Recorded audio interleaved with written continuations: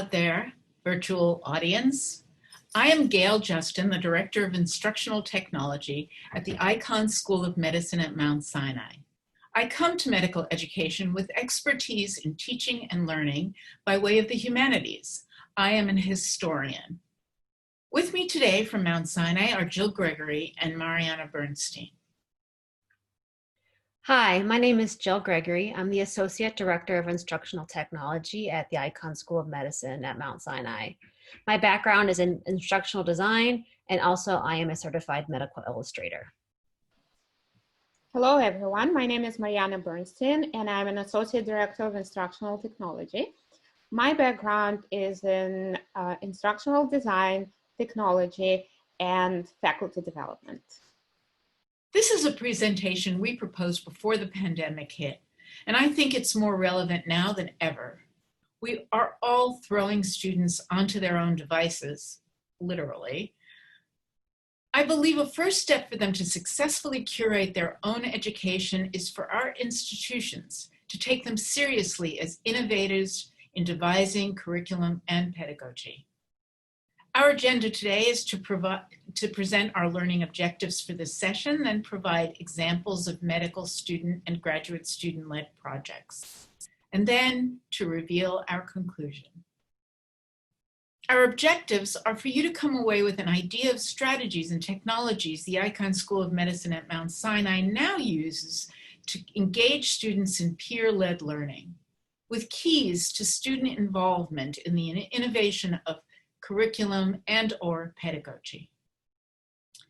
As someone coming from the discipline of history, I encountered medical education as a standardized set of curricular principles of necessity based on traditional formats aimed at getting students to a point where they can, one, become effective doctors, and two, pass their high stakes licensing exams. Pedagogy had been, again, based on traditional methods. How doctors learned their skills from their mentors is often pro forma passed along to their students. So this brought to my mind John Dewey's line, "If we teach today's students as we taught yesterday's, we rob them of tomorrow." We on this panel believe that a salient way to bring students beyond the present and into the future is to foster their own take on their education.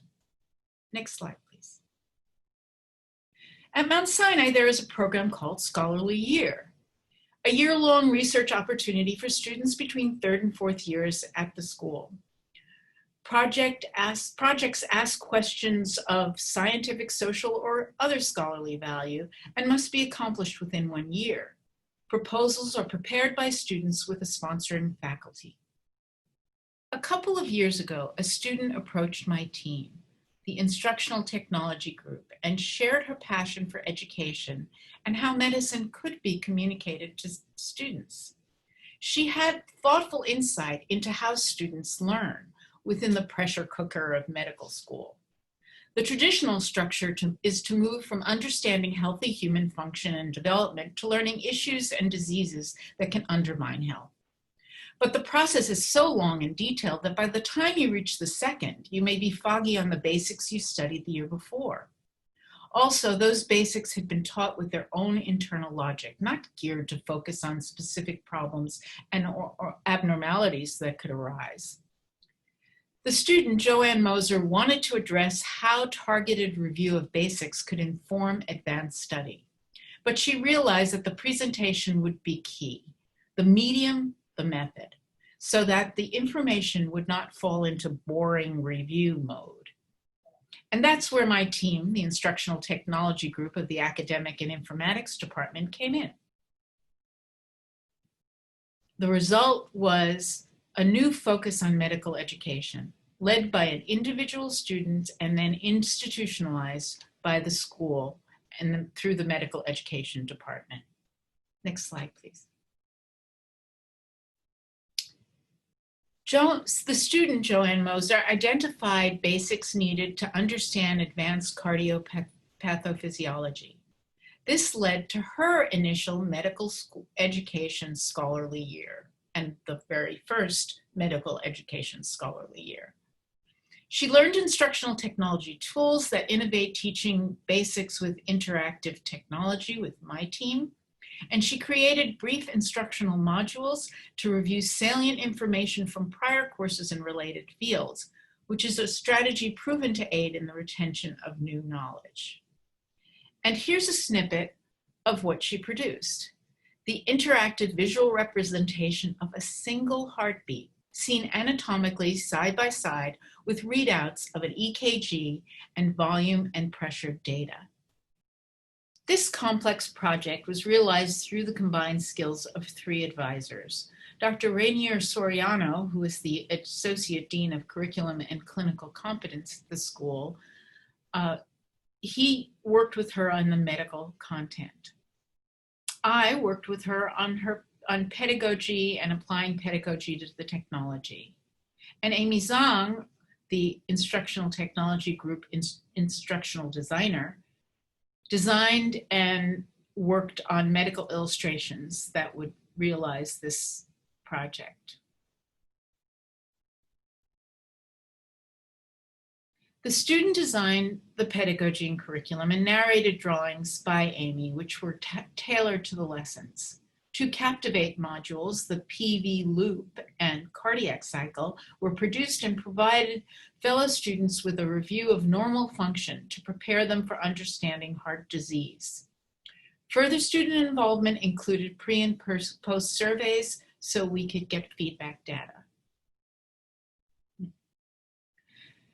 The impact was that Joanne's project won the blue ribbon at the Icahn School of Medicine at Mount Sinai Institute of Medical Education's Research Day poster competition, and Joanne won the school's annual teaching award.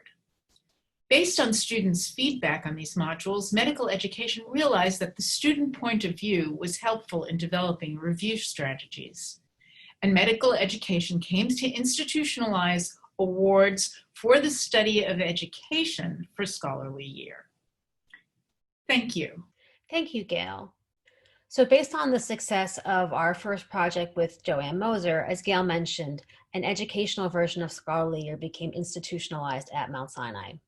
So therefore, we were really excited when student James Young approached us with an idea for a new project around transgender medicine. He had identified a gap in the preclinical curriculum, that's the first 2 years of medical school, around this topic. So James created a proposal to the Department of Medical Education and in a competitive process received full funding for the year. In his review of existing transgender curriculum in the school, he noted that it was only in the written syllabus of the Sexual and Reproductive Health course, SRH. No transgender content was delivered in the actual class lectures themselves. He did a pre-study survey of the 3rd and 4th year students who had taken this class, and you can see the results here in this pie chart. Most students gave the content either a very poor, or fail rating. That's the orange, red, and yellow parts of this pie chart. And only about 1/3 felt the content was satisfactory. So there was great room for improvement. So again, as with Joanne's project, this one was realized through a collaboration on many different kinds of expert faculty advisors. Dr. Tamara Kalir, the course director for SRH, provided guidance on the medical content. My co-presenter, Gale Justin, provided her leadership on pedagogy. And I advised James in the design and medical illustrations in the module. So as a deliverable, James created a 5-section Captivate module using the text content from the SRH syllabus as the foundation for the content of the module itself. James is an unusual student, having both an art and science background in undergraduate school. He got a dual degree from Brown and RISD. So he had the illustration skills to actually create all of the figures for the module himself.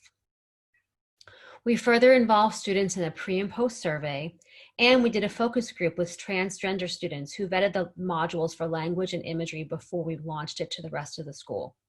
We found that feedback to be quite invaluable. The module was delivered to 2nd, 3rd, and 4th year medical students. 1st year students were excluded because they have not taken the SRH course yet. And ironically, we were set to launch this module at the end of last March, which, as we all know, was when the COVID-19 pandemic truly hit New York City. But the good news is because the module was completely online, students were able to access the content even if they'd already gone home to quarantine. Here are two screen captures from the module. You can see here the kind of the extent of the topics covered, from embryology to differences of sexual development, also called intersex, 3 surgical modules, and then a self-assessment quiz at the end. I'm also sharing a screen capture of one of the section headers that shows James's illustrations ghosted in the background. So we are very pleased to see that the students did quite well with the quiz at the end of the content of the module, with the average score being 16.36 over 20. Also, 92% of students evaluated the module was either helpful or very helpful in its teaching efficacy. We are very excited to see that as a result of the module, 79% of students reported feeling more comfortable and 81% reported feeling more prepared in providing medical care to transgender patients who are a vulnerable population. The impact of student involvement was quite clear. Because a student had prepared this module and had promoted it to his peers, we had a high participation rate, even though this was an optional assignment with no impact on grades, and again was delivered right at the beginning of the pandemic when everyone had a lot of anxieties not even related to their schoolwork. We see here that 33% of second-year students, 28% of third-year students, and 40% of fourth-year students took the module and finished the quiz. Of course, the content was pitched precisely to the student's knowledge level because it was made by a student. And a side benefit was that it really facilitated a great integration between the instructional design department, where I work, and medical education. The module was going to be used in the SRH class going forward. And in fact, medical education was so impressed with the content and the layout of the module that they want to incorporate it into the clerkship curriculum, which is the 3rd and 4th year of medical school, when students are both in the clinic and also taking some classroom learning. James has written a manuscript about the project and it is currently under review at a peer-reviewed journal. I'll now turn it to Mariana. Thank you, Jill. So the focus of this case study is actually a graduate school course, which is called Introduction to Biostatistics. This course is a required course for most of the master's programs at Icahn School of Medicine at Mount Sinai.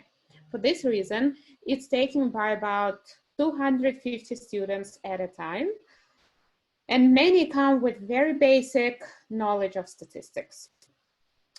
Last summer, in 2019, the 2 students who have just completed the course in the spring semester have come to us with a few ideas for improvement.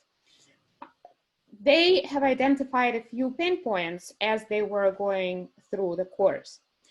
The first one was that some concepts were a bit too complicated for the students without prior knowledge in statistics or maybe a little bit weaker on the math part. And they also have identified the need of most students to rehearse problem-solving strategies after the lab has already occurred. With that in mind, they proposed a solution, which was a digital resource to support the students of the course in understanding specifically the lab materials. It's important to note that the lectures for the course itself were already recorded at the previous step by the lead instructor.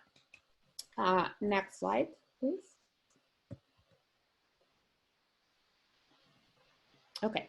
So with that idea, they came to us, to instructional designers, and asked for guidance as to how best address the student needs. In order to create these labs, we put together a team of 3 parties. First of all, of course, Dr. John Doucet, who is the a teaching professor for Intro to Biostatistics course, and his area of responsibility was to oversee the content creation and to make sure that, of course, the content is correct, and it also matches the schedule of the lectures and labs. Myself, my area of responsibility was providing guidance on instructional design of the labs themselves, as well as the operations of the creation process. And finally, the students, Anesha and Turner Baker, their area of responsibility was the actual content creation. With that, they, as a result of us being together, and we can go to the next slide, we were able to create the project Deliverable. And actually, as we discussed this, we put together a three-phase approach that was designed and implemented in about a year. So the first phase was creating digital labs and posting the tutorials for students to practice after the in-person lab. So that was, once the lab was already created, we would then post it online. That addressed the first need of the students, that was going over the labs and rehearsing them. The second phase was flipping the classroom. What happened there was that we posted the lab tutorials that were already created previously before the lab. We asked the students to be prepared for the lab by going over those tutorials that were posted before that.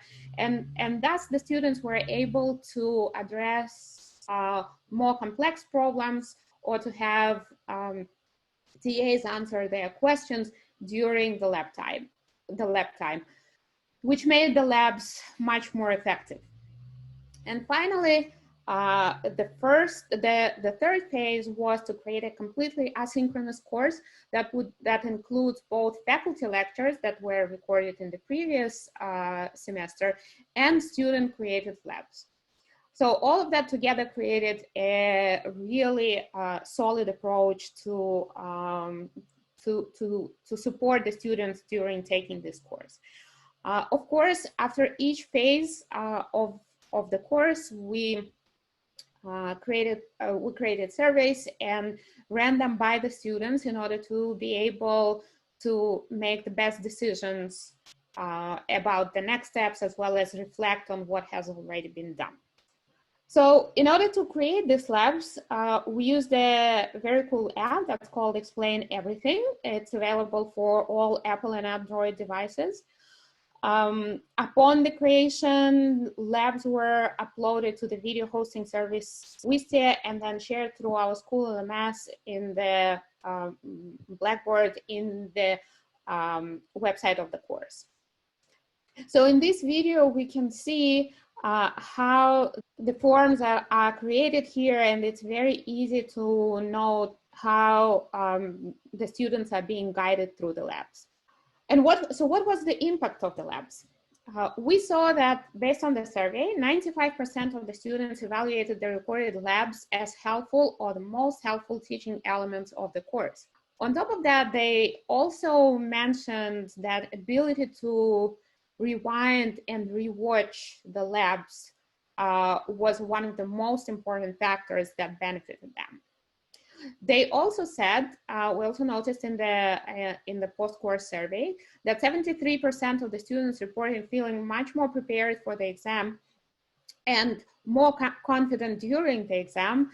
And their reasoning for that was that they were able to solve a lot of problems during the labs, the digital labs and the labs in person. And of course, we too saw a lot of impact of student involvement, and it confirms what was said in the previous two case studies. So first of all, we saw that the content and pace matched exactly students' expectations and knowledge level at any given time. It was pitched right to the audience. Instructional design process was informed by the main stakeholders. So the students who actually took the class themselves were able to, had a lot to say about the content and what should or should not be included and how it should be explained based on their own experience.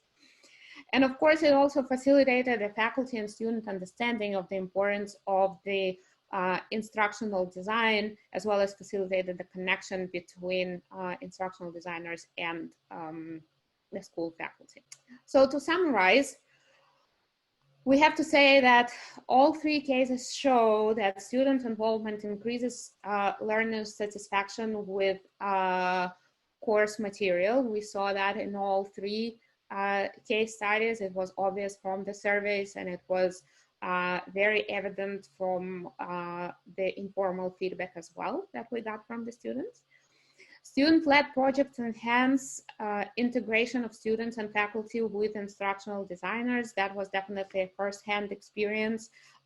We developed a great connection with the students, and they became more aware of how the design of the course happens, which leads us to the third point, where an advantage to student-led projects is the inherent ability of education-focused learners to target content toward their peers' needs and expectations.